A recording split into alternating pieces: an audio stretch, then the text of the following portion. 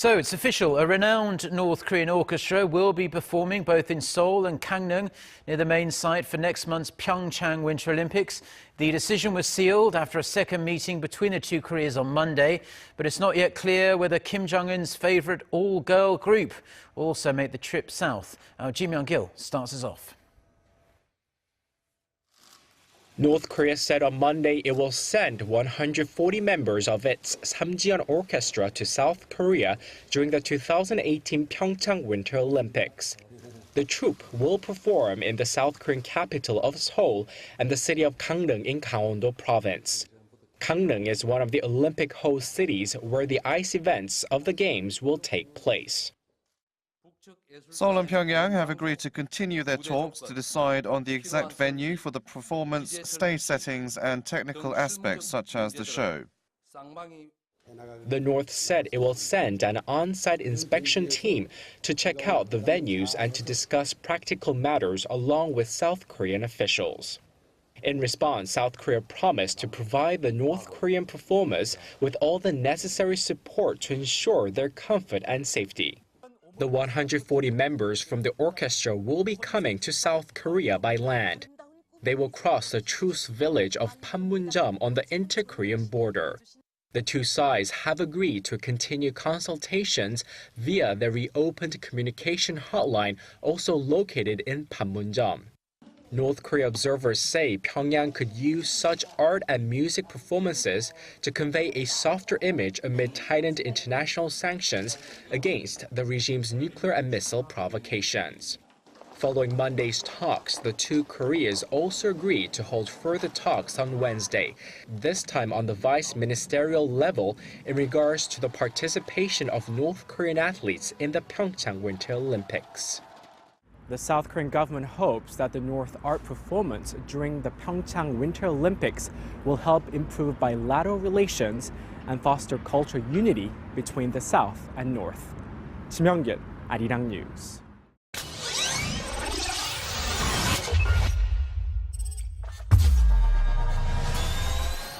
The latest now from President Trump. He spoke to reporters last night trying to calm the firestorm set off by his vulgar comments about Africa and Haiti in that Oval Office meeting on immigration. Trump now denying those words, defending himself against charges of racism. And our senior White House correspondent Cecilia Vega is here with the story. Good morning, Cecilia. Hey, George, good morning to you. After ignoring reporters' questions about whether he is a racist on this Martin Luther King holiday, President Trump now has an answer. President Trump overnight forced to answer the one question he cannot seem to escape. No, I'm not a racist. I am the least racist person you have ever interviewed. At his golf club in Florida, the president denying he made that Oval Office slur. Did you see what various senators in the room said about my comments? They weren't made. But on this Martin Luther King holiday, the fallout from those comments growing. Civil rights icon, Democratic Congressman John Lewis, not holding back. I think he is a racist. I don't think there's any way that you can square what the president said with the words of Martin Luther King Jr. The president's allies in that room deny he used that vulgar word to describe African countries. I'm telling you, he did not use that word, George, and I'm telling you it's a gross misrepresentation. But multiple sources who were also there tell ABC News he did. And even the White House doesn't deny the president said he would rather see more immigrants from countries like Norway than Africa. Now hanging in the balance, a deal to save those so-called dreamers, undocumented immigrants brought to the U.S. as children. Outraged Democrats are demanding DACA be part of a package to avoid a government shutdown. The deadline is Friday. President Trump blames them for blowing up the deal. Honestly, I don't think the Democrats want to make a deal. I think they talk about DACA, but they don't want to help the DACA people. And this morning, a new fight over the president's relationship with North Korea's Kim Jong-un. The Wall Street Journal quoted President Trump as saying they have a good relationship. But 2 days after that interview was published, the White House fired back, both sides releasing a recording. I probably have a very good relationship with Kim Jong-un of North Korea. The White House claims the president said, "I'd have a great relationship," not that he actually does.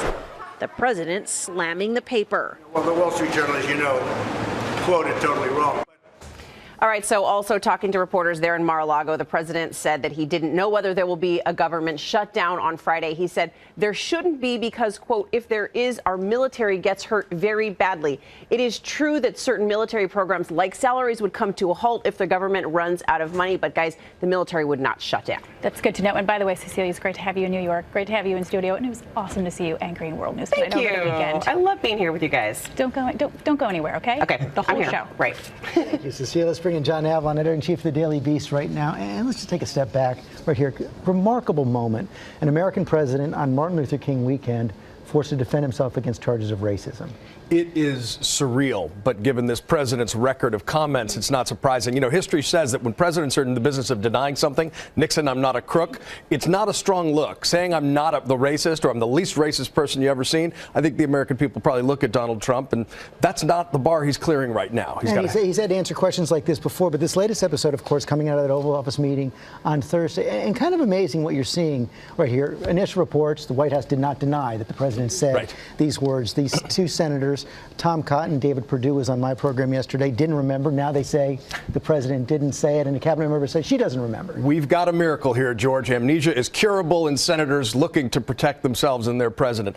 Look, this is cynical because the White House didn't deny it. We had contemporaneous accounts from other senators who heard this before the reports. And now for Cotton and Perdue to say that, you know, the president didn't say it definitively, they're looking out for their own political interests, and it doesn't ring true in the least bit. And it certainly does complicate this entire debate over DACA, over immigration. Impossible to see a deal, or very, very unlikely to see a deal on that before Friday. And that's a tragedy because before the president's vulgar comments were reported, it was looking like there was a deal in the Senate. The White House may have had some problems on details, but this was the way deals are supposed to be done in the Senate. Both sides giving a little bit, looking like you can help some people in the process, and then the president's comments really derailing it. And it's the dreamers who will suffer. Another tumultuous week. John Avlon, thanks very much. Hi, everyone. George Stephanopoulos here. Thanks for checking out the ABC News YouTube channel. If you'd like to get more videos, show highlights, and watch live event coverage, click on the right over here to subscribe to our channel. And don't forget to download the ABC News app for breaking news alerts. Thanks for watching.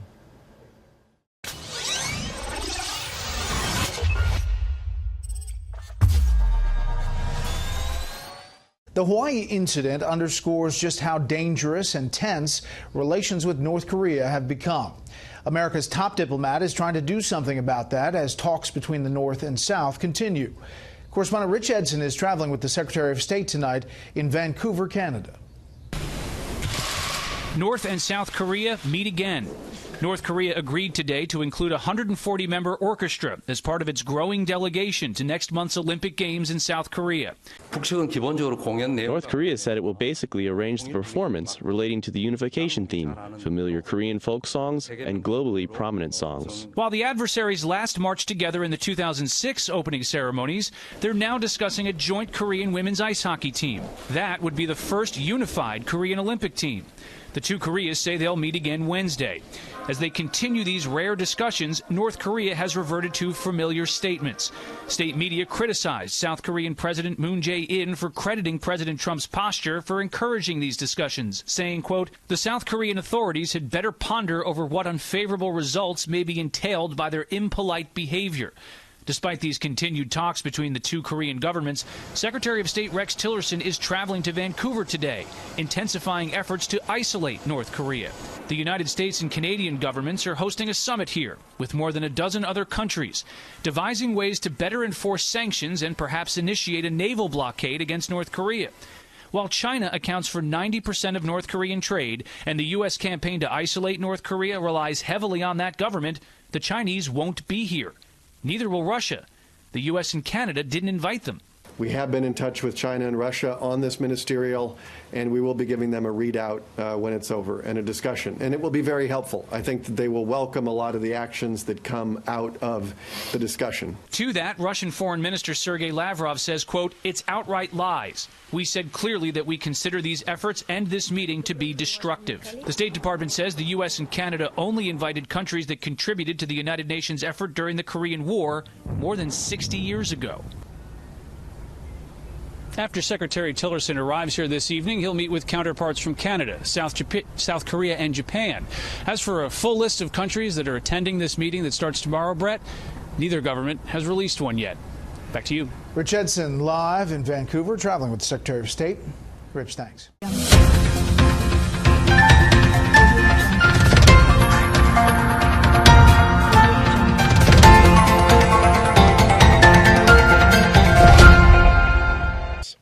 In response, South Korea promised to provide the North Korean performers with all the necessary support to ensure their comfort and safety. The 140 members from the orchestra will be coming to South Korea by land. They will cross the truce village of Panmunjom on the inter-Korean border. Seoul and Pyongyang have agreed to continue their talks to decide on the exact venue for the performance, stage settings, and technical aspects such as the show. The North said it will send an on-site inspection team to check out the venues and to discuss practical matters along with South Korean officials. It's Samjian Orchestra to South Korea during the 2018 Pyeongchang Winter Olympics. The troupe will perform in the South Korean capital of Seoul and the city of Gangneung in Gangwon-do province. Gangneung is one of the Olympic host cities where the ice events of the Games will take place. Pyeongchang Winter Olympics.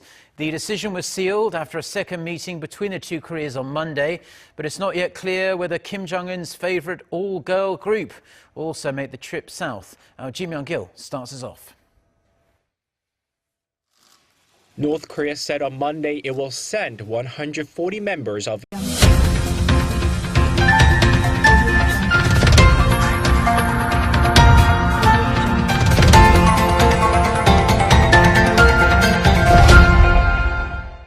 So it's official. A renowned North Korean orchestra will be performing both in Seoul and Gangneung near the main site for next month's